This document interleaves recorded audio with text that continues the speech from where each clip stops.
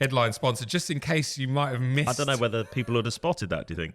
Well, I don't know. Are we sponsored by Michelin? I think so. Yeah. But big shout out as always to Michelin. So I think Aston's I always look at and I admire, and I don't know. There's like you said, from the 70s, 80s, they're just cool. That they make great noises. Oh, it's another adventure bike. KTM, Oh, that's look very at cool. that. That's really cool.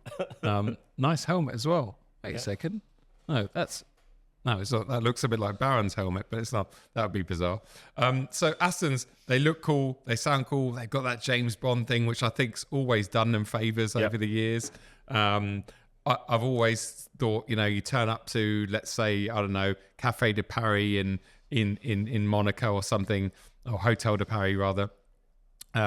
I think turning up in a Ferrari anywhere, I'd feel like a bit of a turning up in a Porsche to a place like that. It's just like a Volkswagen Golf.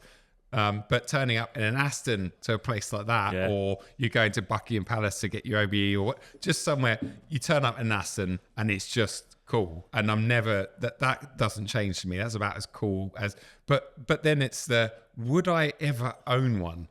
Would I ever part with my hard-earned cash, or would I at the last minute go, no, I'm going to go buy a 911, or I'm going to go and buy well, these days you can compare the prices to Ferrari and whatever. Yeah. And I think that's always been, especially very recently with how much is a new Vantage? 150 upwards or something, 160? Well, the new one, they're considering it's the entry-level car, they're like 140 or 50. They're a lot of money. Yeah. they're apparent by all accounts. I've not driven the new Vantage. The old one was good enough. Yep. But yeah, I know what you mean. They are. So there's something very special about it. Mutual friend Andrew from Farncombe. He had a V8 Vantage manual. Yep. The first shape. Sure. The previous one. Like 2007 or something. Yeah. And then he's just gone V12 Vantage S, and I'm so jealous. It's so nice. Yep. It's like China grey, ceramics, brakes, beautiful spec. Yep. I think it was like 80 grand. See, that appeals to me. It's a lot of car. It's a lot of car. It's got a decat as well. It sounds amazing. It's a lot of car, a lot of engine, and I think they're all styled brilliantly. They all look fantastic. I'm not a fan of DBX. I think that's got panel gaps that definitely rival Tesla, and I think it's overpriced. But anyway, people say it's good. So, but the sports cars, I think they're all styled really well. That's one of my favourite Astons of all time. I think it's one of the best looking cars ever made. Yeah, that Vantage was just beautiful. There's not an ugly angle to it. No, and the V12's got like vents in the bonnet, a few little louvers, yeah. That's very cool. And the infotainment inside's a bit shocking. Yeah. But you can get a CarPlay upgrade and stuff now, so it makes it a little bit more livable with.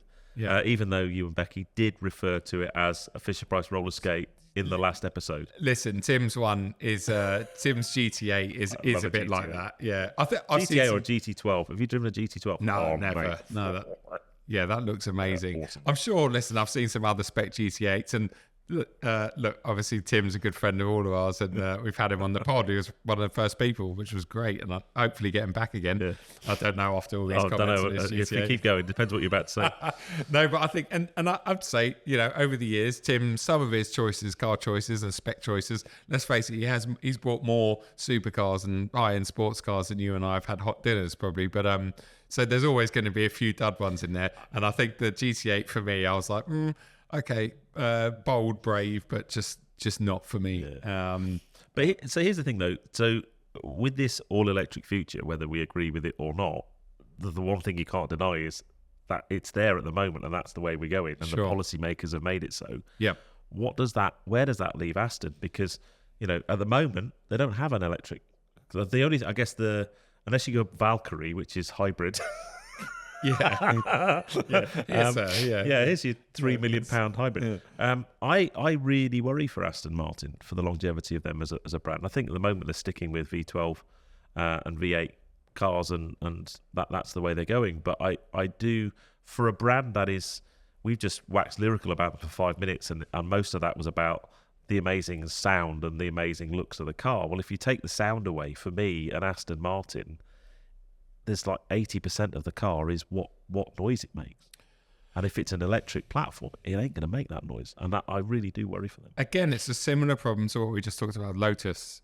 Lotus, why do you buy a Lotus? Because it's lightweight and it's a driver-focused car. So then you've got this big whale that's turned up. And the same with the Aston. Exactly right with Astons. The only reason you're going to buy an Aston is because you expect. It's like the C63 at the moment. This 4-cylinder thing that hasn't sold. Don't believe Mercedes if they say that. 4-cylinder. I like 4-cylinder. Yeah. Well, yes, yeah. But at least Porsche have got a bit of a 4-cylinder heritage. I think, yeah. But I think, yeah, it's like the minute you strip that V8 away, and that's still combustion engine, obviously going to 4-cylinder hybrid.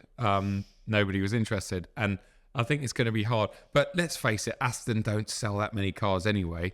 That's probably why they're getting away with it, to be honest, because they're such low volume. But yeah, and I think it's going to be interesting. I do. Obviously, Aston. I support Aston in the F1 because of Alonso, and I love the fact that they're starting to do well, and he's re-signed. They've obviously got this big bank account to rely on with Lawrence, and that's the only saving grace is they've got the financial backing. As long as, while Lawrence is happy to play with his train set, that's fine. But when he gets bored of it, that's the bit that would worry me. Yeah, where do they? I can't see how they get back any revenue anywhere. I don't think he really cares. He's got that much money. Yeah, I suppose. Yeah.